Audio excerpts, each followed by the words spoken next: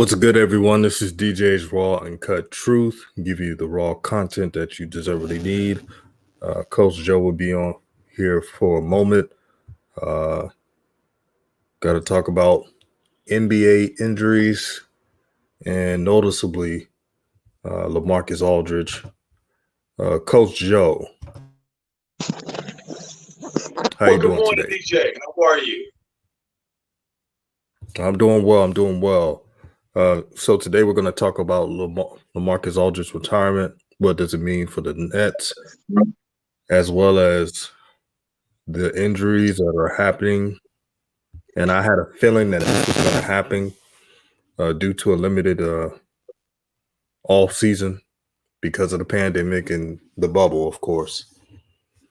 And we were one of the first people. I know there was a couple more that mentioned this, but I've said from the get-go, Coach, just like you have, that some teams will take time for them to get their legs back. And if you look at the standings, especially the Eastern Conference standings, the team that people have told us that they're going to be they're the fourth seed and they're doing well and they're doing really good, even though they're at 500 now. The Hornets are at number 8, Coach. We told them this was going to happen. Atlanta is 30 and 26. Boston is on a win streak, 30 and 26. The Knicks have been doing okay, 29 and 27. The Miami Heat is on a win streak, 28-27. The Hornets are at 500, 27 and 27. By the way, they played the Nets today.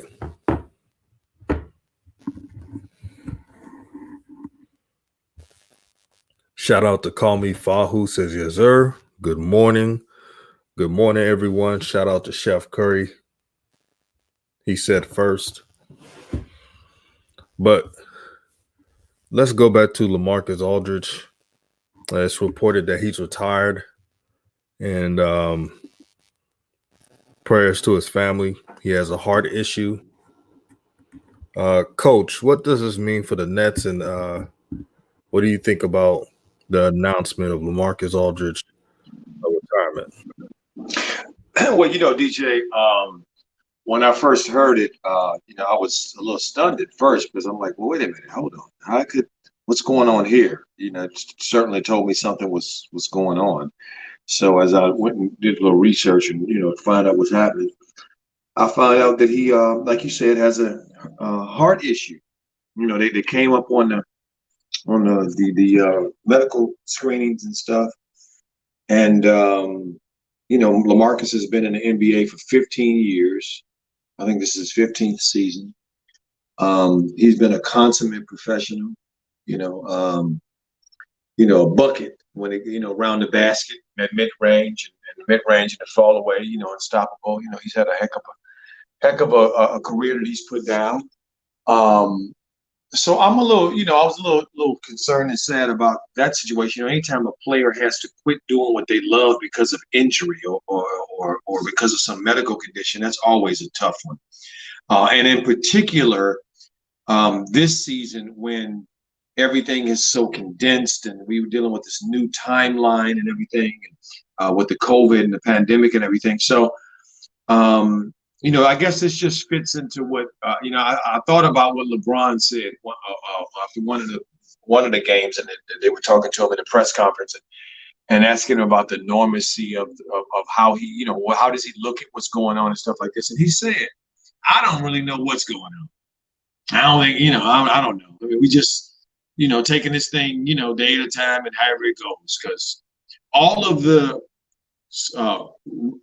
protocol and all of the infrastructure that was set up prior to the pandemic for them to be at their best physically, mentally, and emotionally has been stripped away. And we see all of these injuries and everything else that's been happening to these players. The rookies are going down as well. So, and then it feeds into this mentality of next man up, all this other stuff, which really to me is not applicable here because we're not talking about football. The NFL, that attitude is a little more, to me, applicable because they got 52 or 54 man rosters. So they have people to step up. But, in the NBA, it's 15 guys, man, 16 guys. So there's only so much stepping up you can do. So I'm sad, and my heart goes out to LaMarcus, to his family, and I hold a special place in my heart that for them that send out love, that that everything goes well, and he has no serious repercussions from this situation. So that's kind of how I am on that, DJ. Excellent take there, Coach. LaMarcus Aldridge. For those who know, I'm from Texas, and growing up, the LaMarcus Aldridges and even Kendrick Perkins, and people disagree, he was good at high school. Chris Bosh. I mean, there was a time in the early 2000s that Texas was producing bigs that are, do well in the pros or have a role in the pros. And LaMarcus Aldridge was doing his thing at Seagoville in an area where it was just him. He didn't go to South Oak Cliff where they had a bunch of talent surrounded him. He didn't go to one of those, or Lincoln that Chris Bosh and them went to. He went to Seagoville and he made a name for himself. And what that did was he learned how to lead. And I'm trying to make this kind of comparison. You know how LaMelo Ball was always on a weaker AAU team, and how LeVar did that on purpose so he could learn how to expand his skill set? Facts. That's what I compare it to some ways. They went to Seagoville. I mean, he could have went to any other school around Dallas, top-notch schools, and win state championships his whole 4 years in high school. But he decided to get that challenge, and it paid off. When he went to Texas, this is before KD even went there. I mean, he was the man. He was the man. Had a mid-range jumper that was deadly. He was way ahead of his time. A big man like LaMarcus Aldridge was a decade too early. But he made it work. Got drafted by the Blazers, I think, at number 6. Some may say he was the best player in that draft in 2006. Remember, Adam Morrison was a bust. There was a lot of bust in that draft. Facts. You remember it, Coach. It was 2006 draft. Yeah, that draft there, boy, was a cautious tale and what the hell not to do. Uh-huh. That was the draft that they should have. If they were going to make it the last year, they should have allowed high schoolers out that year. Well, they should have allowed high schoolers out more years in it the whole time till now, if we're going to be honest. Yep. That's a good point, DJ. Yeah, that's just politicking. No, politicking, yeah. I love how you came up with that. I use that sometime on a daily basis, dude. Okay, talking info. Politics. Yep. Great term. Under the table money. Because I'm going to open a Pandora box, OG. Yep. The reason why high schoolers could not come out of high school, it wasn't just because of education and that bullshit. They don't care about that. The reason why is powers that be, the NBA execs and the college execs had under the table money. Said, we'll give you a cut if you could keep the high schoolers away from the NBA so they could start one and done. They could boost revenue and money for these colleges. That's why you saw KD at Texas. Even though KD was skinny as hell, he should have been in the NBA, man. He had no business in college. Derrick Rose, no business in college. Yep. And I know Blake Griffin stayed 2 years in Oklahoma, but he could have went out of high school if he wanted to be honest. I think he stayed because of his brother. Yeah, that was the only reason why. the list goes on, and I don't want to hear about well, this player didn't pan out. You're gonna have people who pan out and people who don't. Just like you have seniors who usually don't pan out, who stay for 4 years. That's just how it goes. But back to LaMarcus Aldridge. LaMarcus Aldridge, what I've heard, he's a good brother, well-grounded, family man. But man, this is a big loss for the Nets. Because he did a good job in hiding their weaknesses. And he may not have been 300 pounds like Jokic and Embiid. But he filled a void and he showed something. And if the Nets don't win it all, I'm going to tell you who's going to be the weak link. And I hate to say it because he's from my neck of the woods from Houston. DeAndre Jordan. DeAndre Jordan right now is in the upper room. Upper room. When Jesus comes, he's in the upper room, Coach. So Coach Joe, what do you think about the Nets? How it's going to affect them? Because I'm going to be honest, this is a big loss. They still got KD and Harden and Kyrie, but still that paint area. If you remember, DJ, I know you remember this. I said that, and I ain't talking about the Most High. I'm talking about the basketball gods. And I said the basketball gods are not going to shine too brightly on this on an attempt by anybody to rig the game. And I even mentioned my beloved Lakers, if you remember. When they went and got Gary Payton and Karl Malone and ran through the league and everybody on their way to a championship. And then the playoffs happened. And then what happened? Injuries. And I see the same thing here. I said it from the very beginning. This is not going to roll off the way that they think that this is going to roll off. It's not. Aldridge is the first example of that. And it's going to be other ones that follow too. Watch. Mark my words. You can't do this. You can't put 3 former MVPs on one team. You can't do that, man. That's doing a little bit too much, I think, for the basketball gods. A little too much. So everything for me with the Nets depends on one thing and one thing only, DJ, and that's their health. That's it. If they're healthy, they'll get to the Eastern Conference Finals easily. They'll get to the NBA Finals to me easily to play Lakers, Clippers, Denver, Utah, whoever is their weight. And it's going to be about injuries.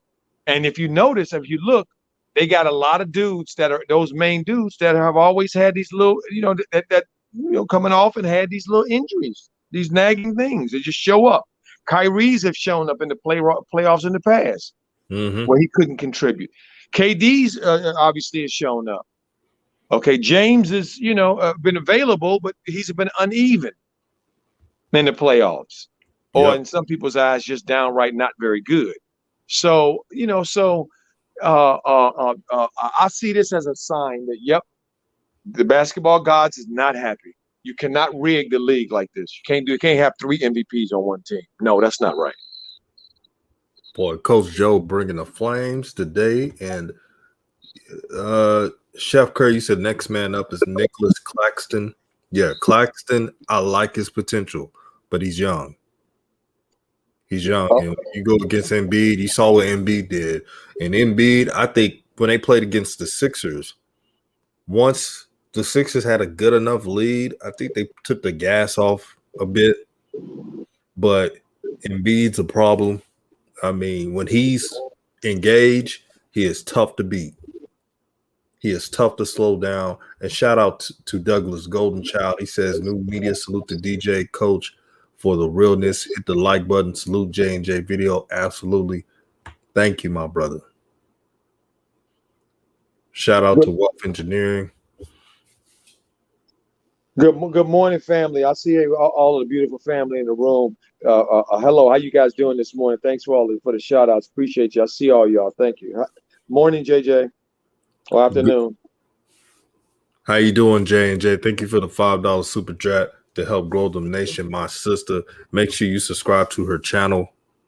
Channel's growing. She has stories about LaMelo Ball. She does a great work with edits. Subscribe to her. A gem of a channel, I say.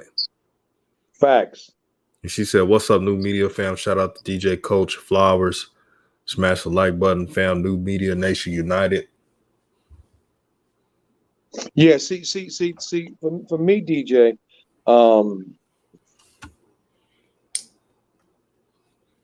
I know that there are people who say, well, they're just doing what they're just trying to win. They're just trying to win. I see something a little different. They trying to stack.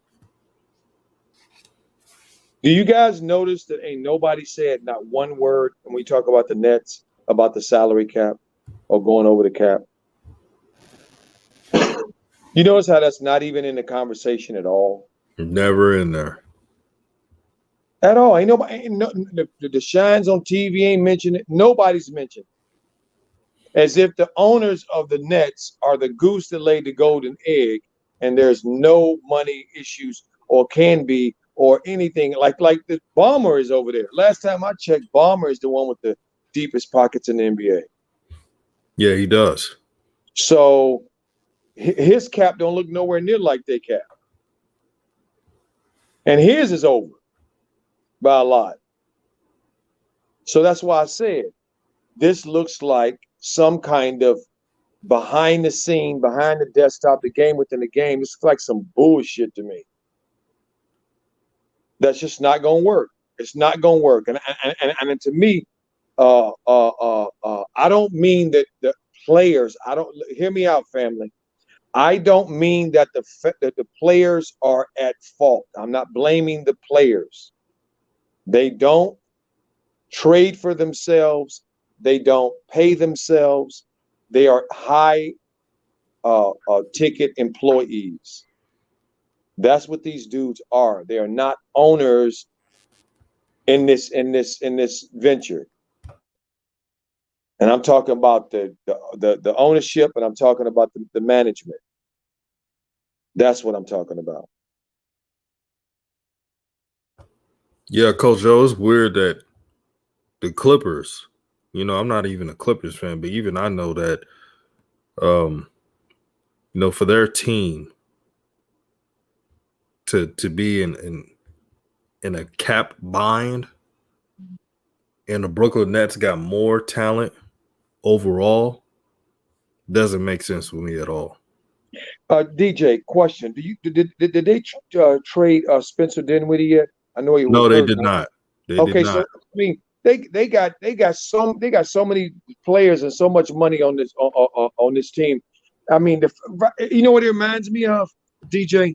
What? The feeling it reminds me of when Trump was in office and the pandemic hit, and they were running trying to cover their ass, and when they started talking about all that stimulus money, how the Republicans never brought up the deficit.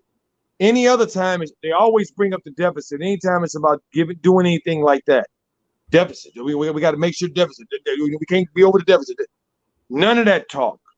There was no talk about we didn't have the money. The only talk was, when are we gonna cut the check? When they gonna cut the checks? And then we start seeing other countries do it. Canada started giving their people money. Europe started giving their people money as well. It's like, wait a minute. I thought we've been told all these years, and I've been told all these years, it's about something else. And now here comes Trump along, and we in the buying. Ain't nobody saying a damn thing about no deficit. What happened? So it made me think that it was a bunch of what I knew. It's a bunch of bullshit. You know what I learned about a deficit, Coach? A deficit is what the powers that be can make it. Facts. And that's what all it is. And that's what we're saying here.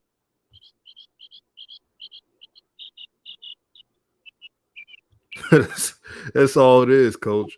and I'm glad we're talking about it because we're seeing now that the whole jig is up with these teams, man. Mm-hmm. And the owners are at fault too, because with the CBA, they thought they could just hustle, right? And say, hey, we can cut these veterans and settle for young talent. See, the players thought that by putting a rookie wage scale on the rookies, that they were going to have the veterans get paid more, but they backfired. It backfired. Facts. It backfired, and that's right. He's right about that. I know some people ain't gonna like it and think I'm not for the players. I am for the players, but it's karma. See, you try to mess up the young brothers' bag because you didn't get to have the bag like they had, so you were jealous, and you started to act just like the shine owners that you despise. Facts. And now they're able to cut your ass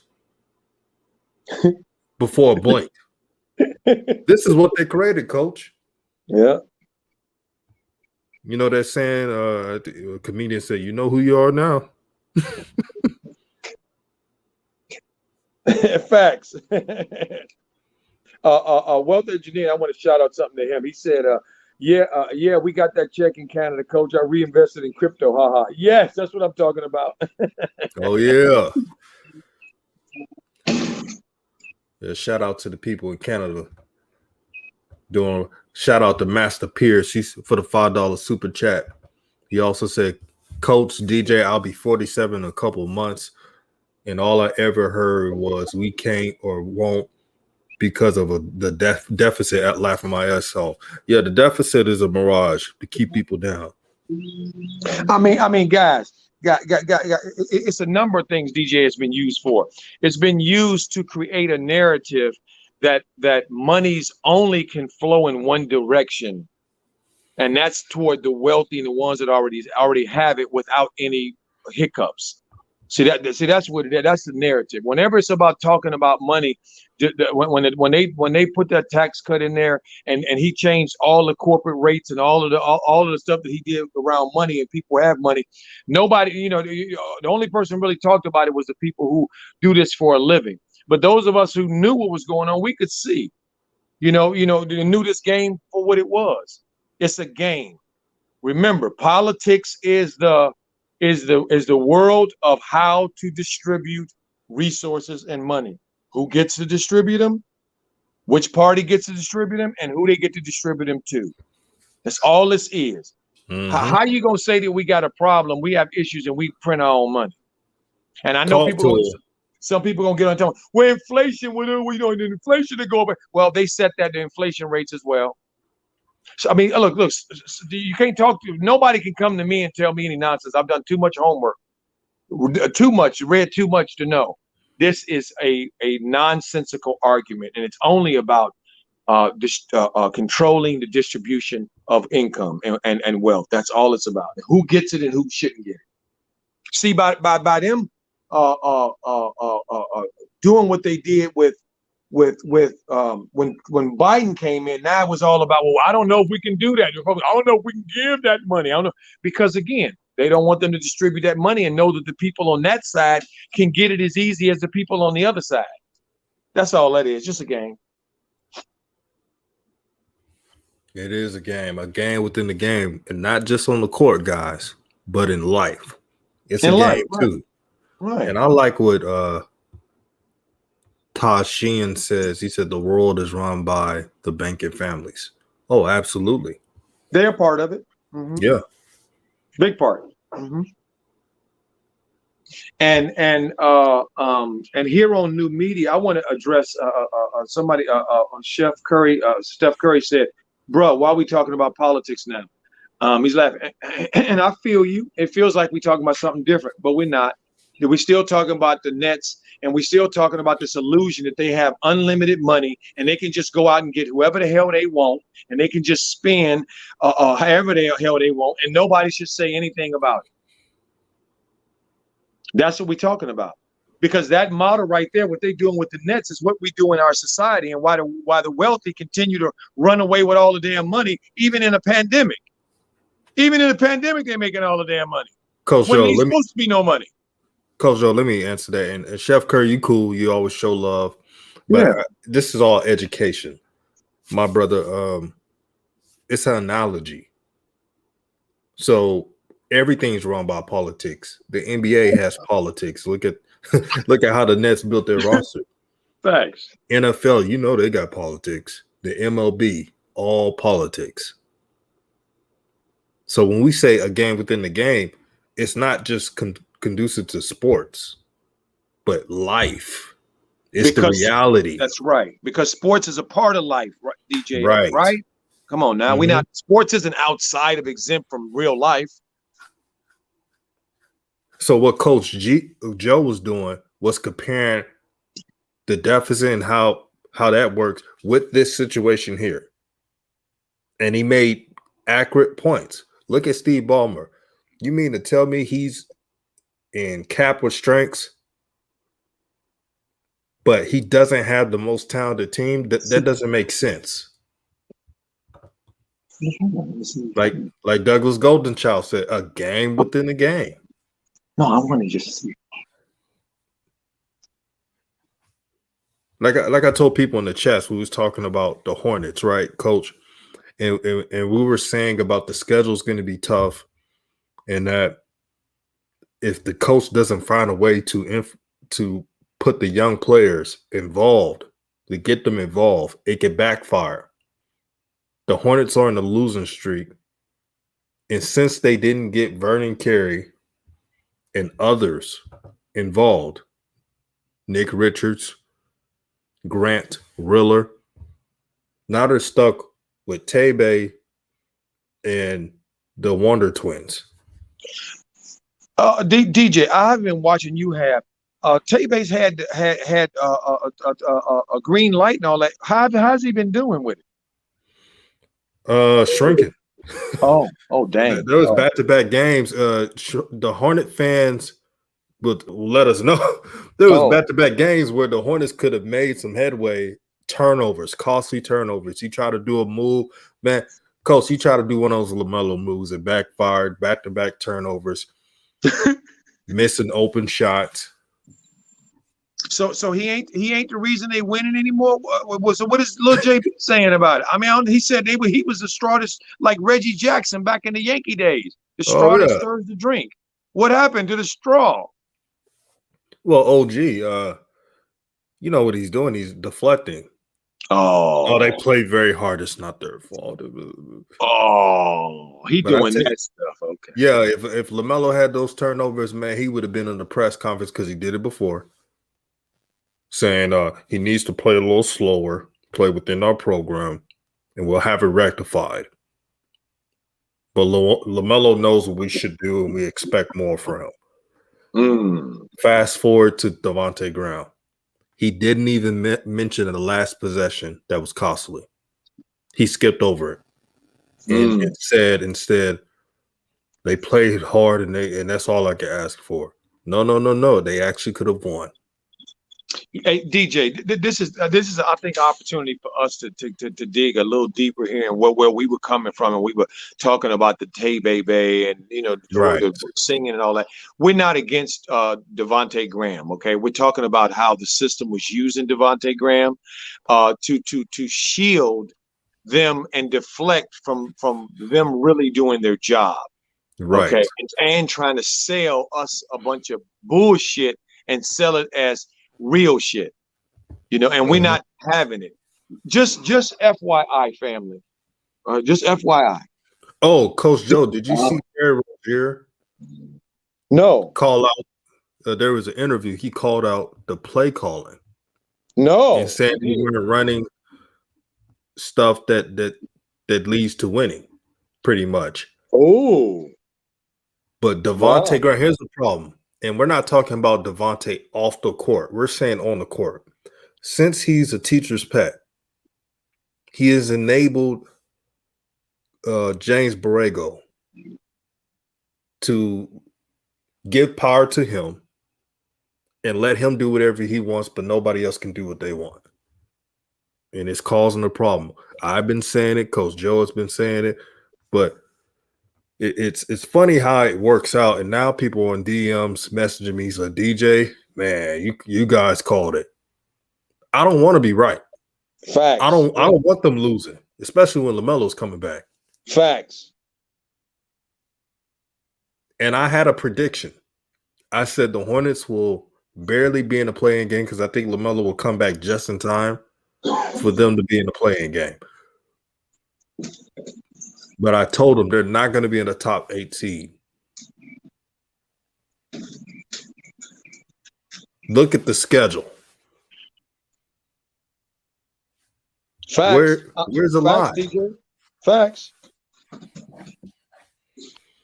They're like, Coach and DJ just want the Hornets to lose. For what? So LaMelo can come back and they don't play for nothing? Or get them experience? Why we want that? We don't want LaMelo to be associated with losers. We get that straight right there. We don't want him associated with losers. Facts. But we were preparing you guys for what was about to happen. I saw it ahead. I saw it months ago, even before the wrist injury. Before the wrist injury, Coach, I said to myself, there'll be a 7 seed because of LaMelo, and that'll be enough. Mm-hmm. Facts. Now, without LaMelo, they're lucky to get a 10th seed at the end of the month. Look at JJ. She said, "Tay baby." I don't know why I start you. All right. Hey, but see, DJ, I want to illuminate, shine some light on this right here. Okay. Any player, in my view, any player, I don't care who you are. If you are one of the 500 or so best basketball players in the world, and you spent 4 years in college, and you in your 3rd year in the NBA, 4 years in college, your 3rd year in the NBA, and you 5'10", 5'11", 6 feet, 6'1", 6'2", around that area, and you're not efficient, you're not quick, you're not fast, what the hell are you doing in the NBA?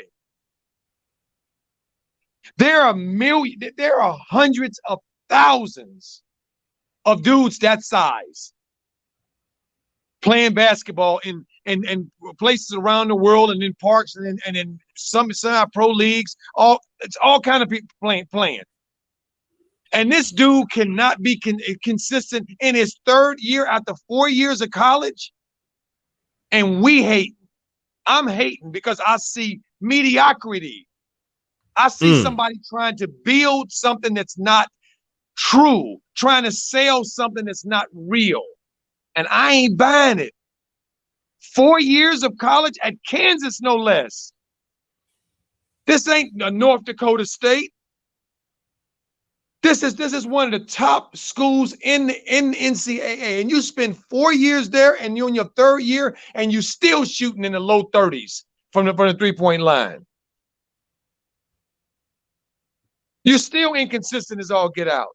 And this guy is saying you're the key to their winning. And we're supposed to go, and I'm supposed to go, well, I guess he's the key to their winning. Huh? Yeah, he's the coach. Hell no. Coach Joe, I read an article, man, and this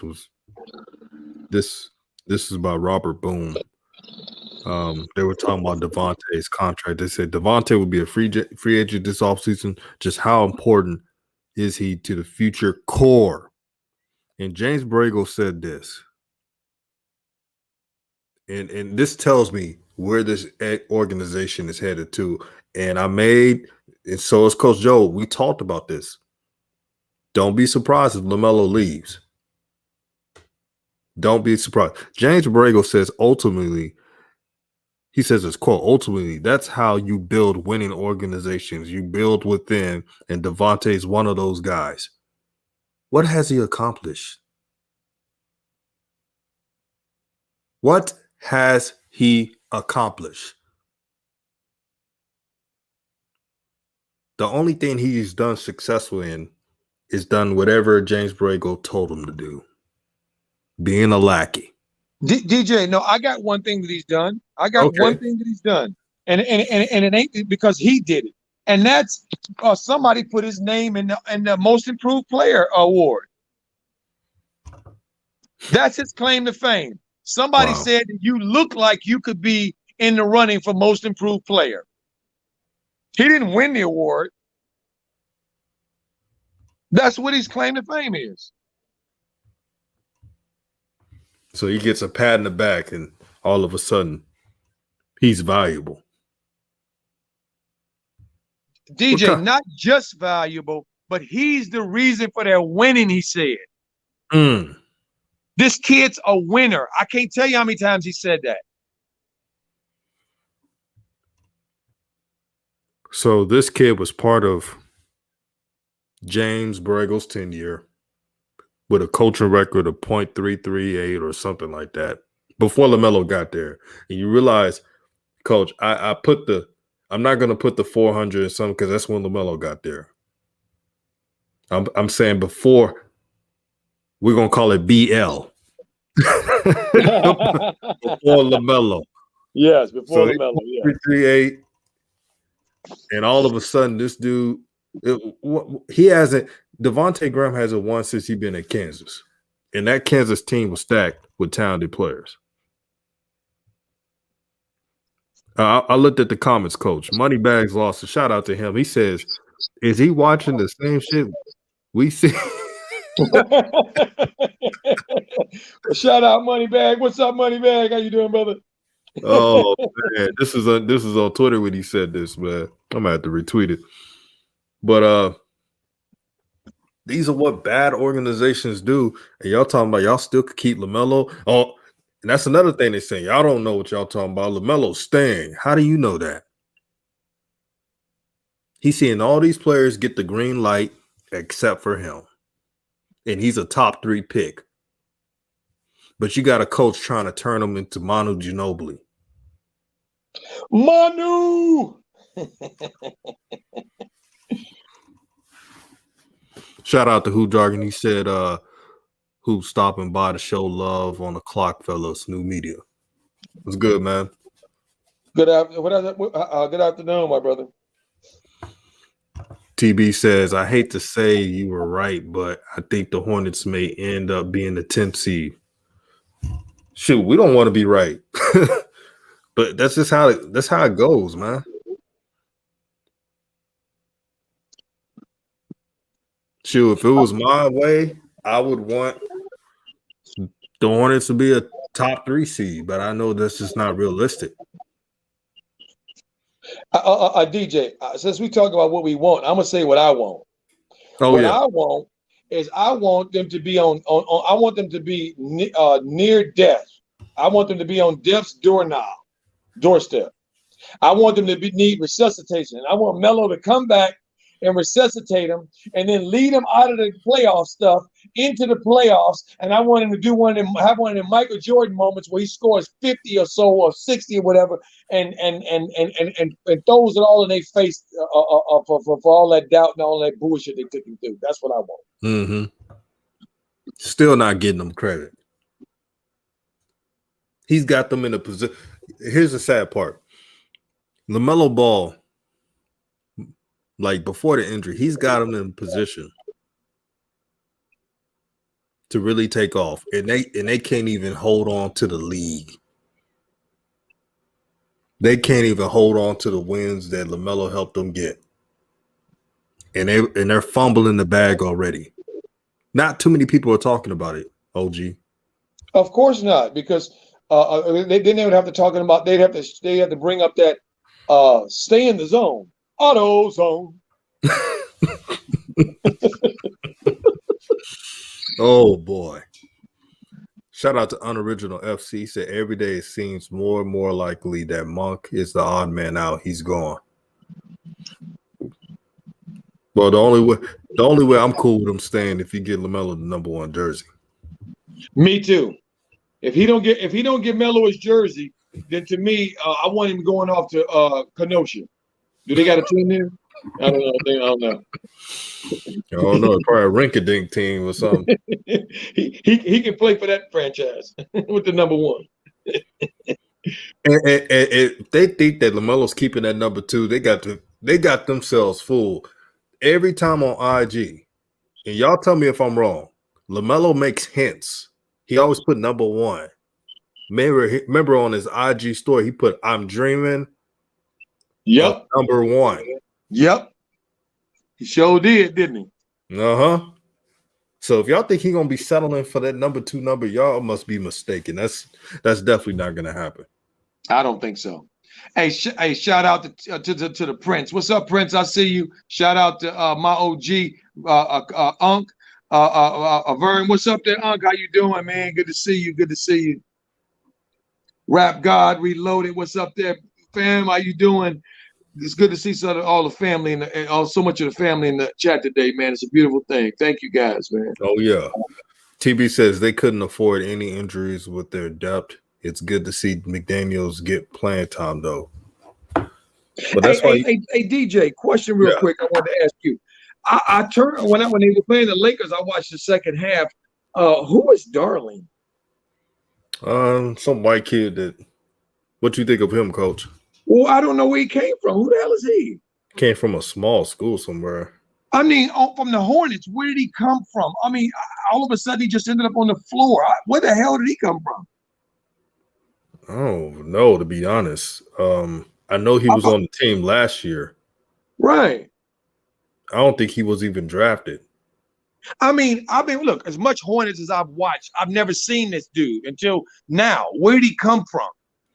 Man, he was undrafted. And again, we was talking about favorites. Oh, that's where he came from. Okay. Yeah, he's a Borrego favorite.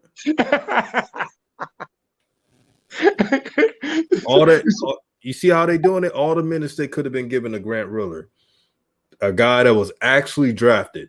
They're giving it to this guy that hasn't been drafted. Nate Darling, if you look at his profile, he's a rookie. What? Yeah.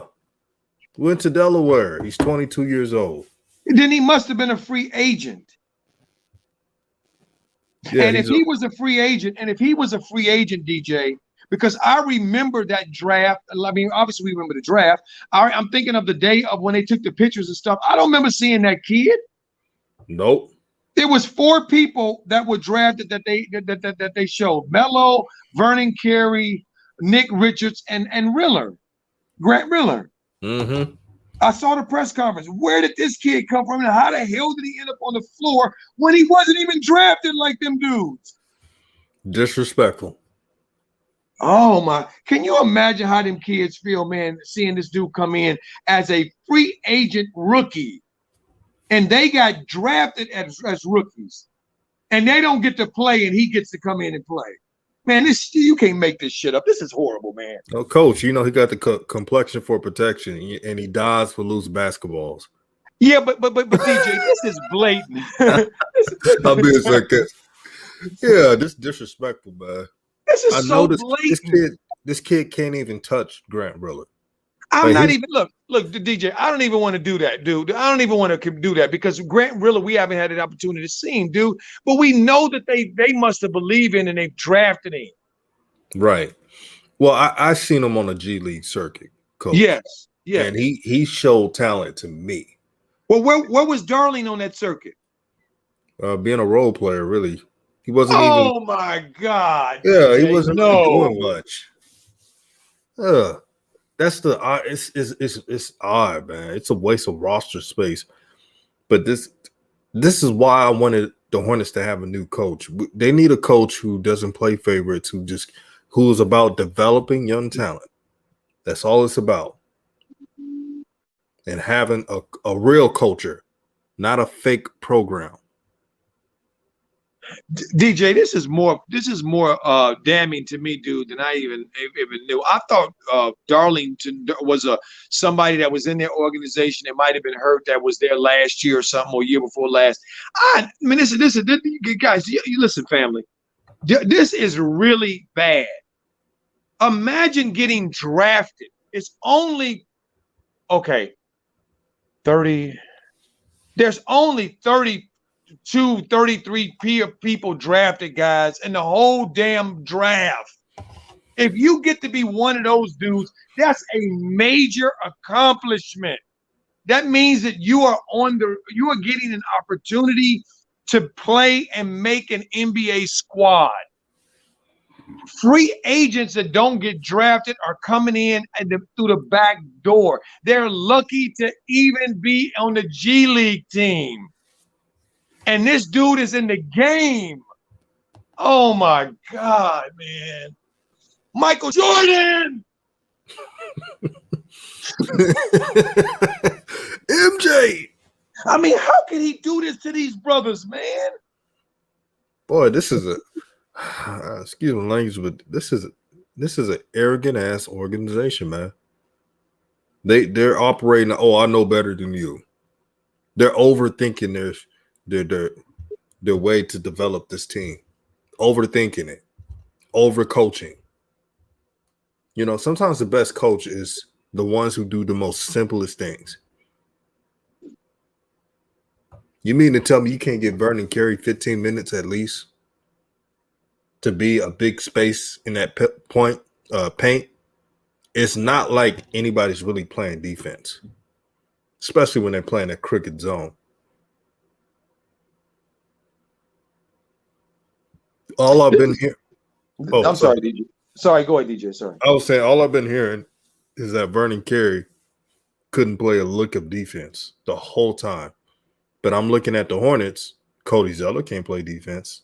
And Bismack Biyombo, he's clumsy on defense. Yeah, scrappy. Bismarck is the guy in the NBA that everybody know when they play the Hornets, they can get a poster on. Right. And now he's getting postered by role players, opposing role players. Wow. DJ, I am now officially on the Grant Riller, the Thriller's bandwagon. This kid has been treated so fucked up, man. This is horrible. Because guys, what y'all don't understand is, if you're a second round pick and you don't get no burn and you don't find a way to work your way into any kind of consistent rotation, you are screwed for the next year. That's by design. You are screwed for the next year. That means you gotta hope to get on to some other team. And I don't know how some other team gonna pick you, because they got they second round players too. Because second round draft picks, family, are not guaranteed. Okay, so you draft these kids, take them off the board, so nobody else can get them, and then you don't play them at all, and then you play the dude you didn't even draft. Man, this is horrible, man. This reminds me of that crap that David Stern did when he stopped Chris Paul from going to the Lakers. Oh, it was just so blatant, so blatant. I truly believe, and this is nothing against LeBron and the Heat, but I had a feeling that the Lakers are going to win a chip. Let's be honest. Kobe was still playing good at that time, and you put a Chris Paul in his prime with that team. I mean, that if the Dallas Mavericks could have done it, I know the Lakers could have won. Hell yeah. Nobody would tell me Kobe would have had his 6th ring. It probably 7 rings. He probably would have had 2. He would have had the first one. If you think about it, within those 4 years of the Heat, right? I think the Lakers would have got 2 if Chris Paul was there. I'm very sure about that. I feel exactly the same way you do, DJ. Yes, I do too. Because Chris is that kind of talent. He's showing as an old man what he's doing in Phoenix right now. Right. That's all the Lakers are missing. And remember when the Mavericks went to the championship, guess who they played in the Western Conference Finals? The Lakers. The Wow, Lakers. that's right. That's a fact. So they were just a elite point guard away. Yep. But Unoriginal FC says his whole brand is literally one of one, and it was egregious that they aren't giving him his jersey number at the start of the season. Yeah, ultimate disrespect. And I don't want to hear that crap about, oh, you got to earn numbers and shit, and everybody else getting their numbers. I don't want to hear that. He got to earn it. Earn what? He's a number 3 pick. You don't. When you're losing as a team, you don't get no say so. No, DJ, I think the point to me to give a little more clarity to what you're saying is lottery picks are supposed to the work that they put in to be a lottery pick is supposed to be the reason why they're given the opportunity. You're not supposed to do the work and then get drafted and then they say, oh, guess what? We didn't get your paper. You got to do it again. That's bull. And they did that only because of LeVar. Right. Because they clearly already came out and said they didn't believe any of the stuff that Melo did, any of the stuff that he completed, any of his journey that he was on as being significant. They came out and said that. None of that shit meant anything to us.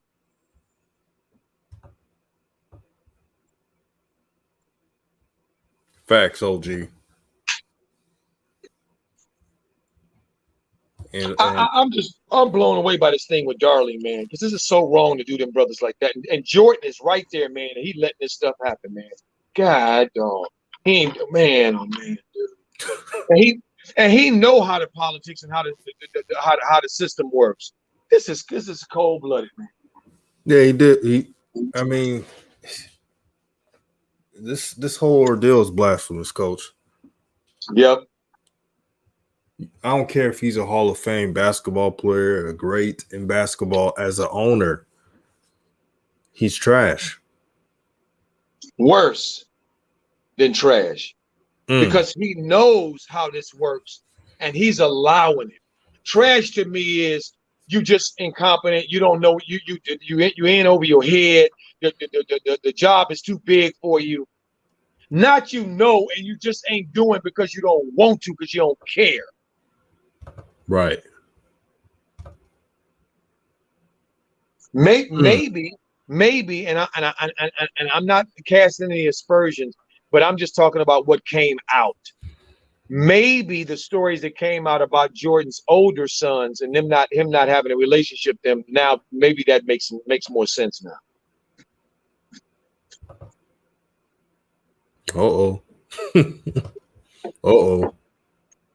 They said Dolan is the worst. Well, he got to his Knicks. Well, really, it's not because of Dolan. It's really because of Thibodeau. But hold on. But the Dolan to me is not the worst because Dolan's not a basketball person. He's a businessman. Michael Jordan's supposed to be a basketball person, isn't he? Mm-hmm.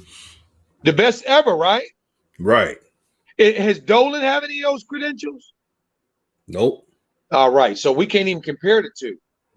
Now, if we want to compare Dolan as a businessman to Jordan as a businessman, oh, fine, let's do that. But not when it relates to basketball. Hell no.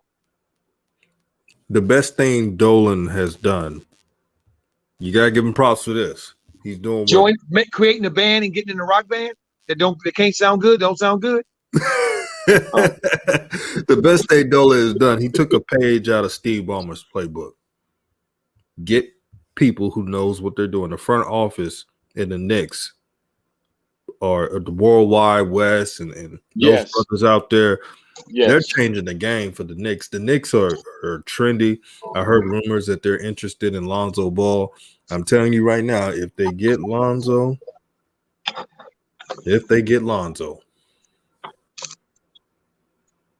I would Game not changer. Yeah, that's all I'm gonna say. big market team. And you know what's crazy?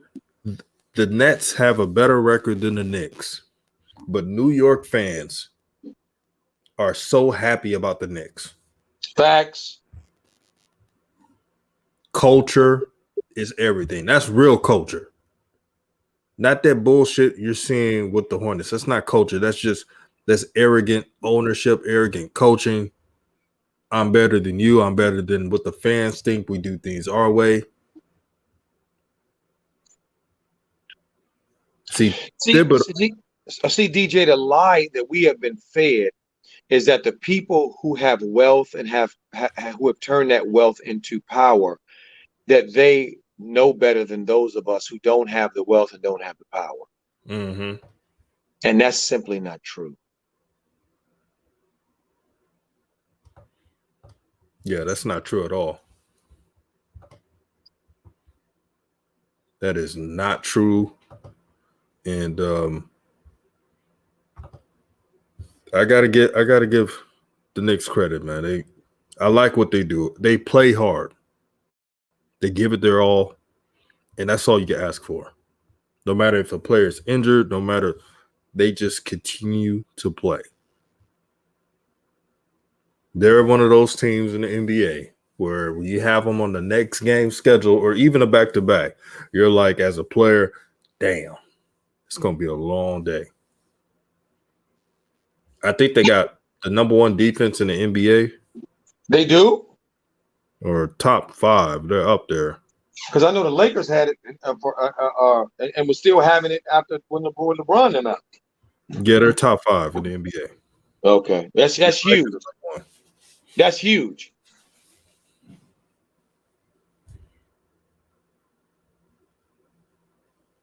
That is huge for that organization because they haven't had any good news since what? 1925? I don't know. 704 Mount Charlotte, what's good? My brother says Hornets play Knicks on 420. Well, on 420, my holiday. If the Knicks destroy the Hornets, there's gonna be a lot of fans 420ing it up for the Hornets to forget that damn game.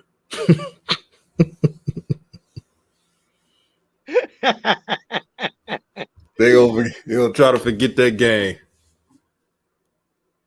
They're going 428 up. They said, F that game. I got some news today. Lonzo Ball will be playing tonight versus Washington. All right. And I need to let y'all know because they're going to say, oh, how Lonzo going to get the bag? He's missing games, injuries. Lonzo is not injured. Like, he could have played those games. Lonzo is being smart because he knows, like everybody else, that teams are interested. So he's not gonna play through a nagging injury that he could have played in. He's not gonna do that. What? So the Pelicans can reach a play-in game potentially, if they can in the West, which is tough. But that's a good game. You know what, DJ? I think he's got great representation, and clearly they have a plan. Exactly. And the record, the Pelicans are what, 25-30. They're number 10 right now. Spurs are number 9. Well, we got about 20 games left. Let me see. Something like that, huh? Yeah. It's close to that range. I know we got 10 games in May.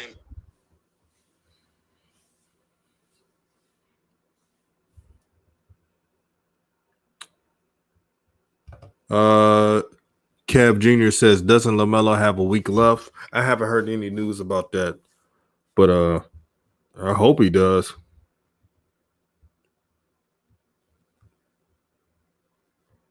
I'm telling you, when he comes back, There gonna be so many videos and live streams. I'm telling you, all the content creators are waiting for it.